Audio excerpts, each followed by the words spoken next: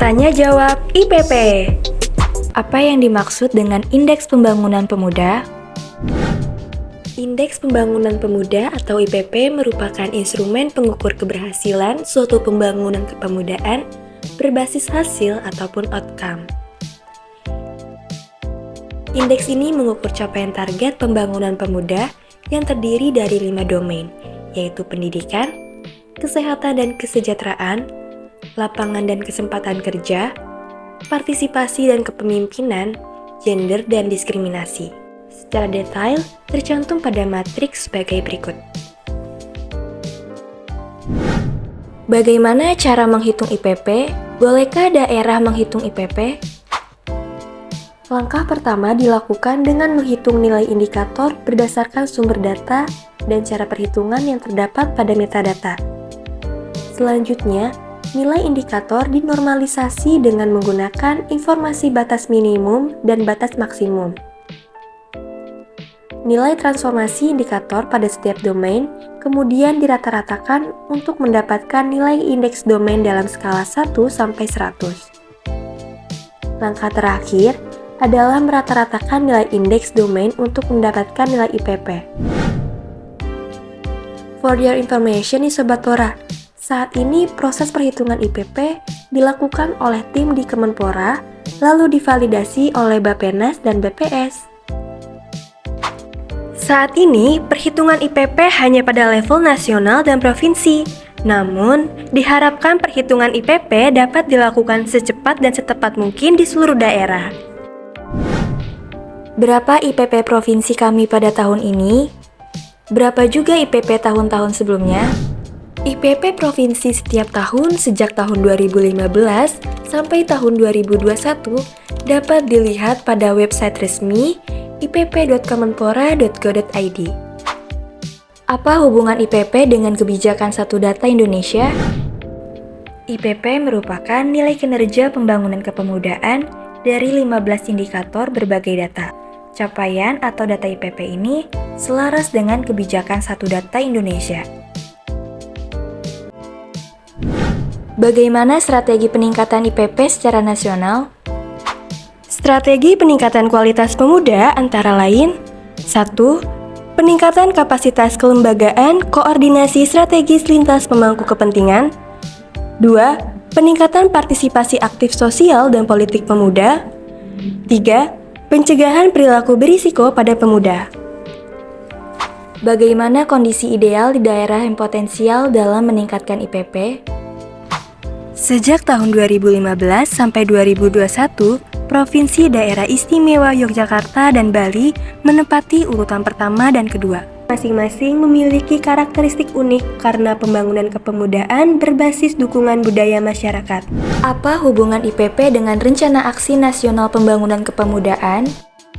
Rencana Aksi Nasional atau RAN berorientasi pada target 15 indikator pada IPP melalui sinergi intervensi program atau kegiatan lintas kementerian dan lembaga. Apa hubungan IPP dengan RAD Pelayanan Kepemudaan? RAD Pelayanan Kepemudaan berorientasi pada pencapaian target 15 indikator pada IPP melalui sinergi intervensi program atau kegiatan lintas organisasi perangkat daerah atau OPD. Apa hubungan IPP dengan Sustainable Development Goals atau SDGs atau Tujuan Pembangunan Berkelanjutan TPB? IPP merupakan produk komitmen dan hasil riset pada tahun 2015 sampai 2017 oleh pemerintah Indonesia. Adapun SDGs atau TPB merupakan komitmen global seluruh anggota PBB, penanda keberhasilan pembangunan setiap negara sejak tahun 2015 hingga tahun 2030. Bagaimana peran pemuda baik individu maupun organisasi atau komunitas dalam meningkatkan IPP?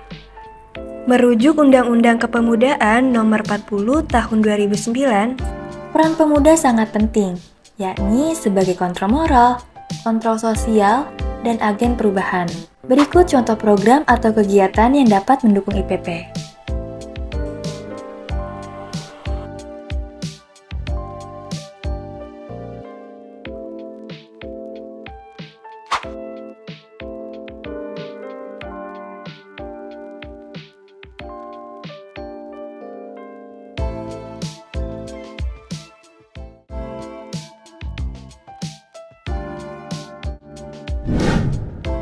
Apa saja kegiatan kepemudaan yang relevan dengan peningkatan IPP pada suatu provinsi?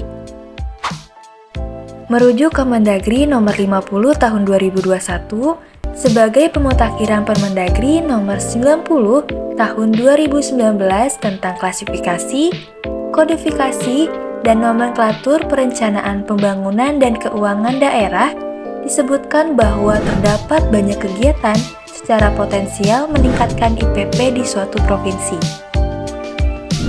Nilai IPP berasal dari hasil perhitungan setiap indikator, baik pada tingkat provinsi maupun kabupaten atau kota. Setiap data indikator tersebut memiliki metadata.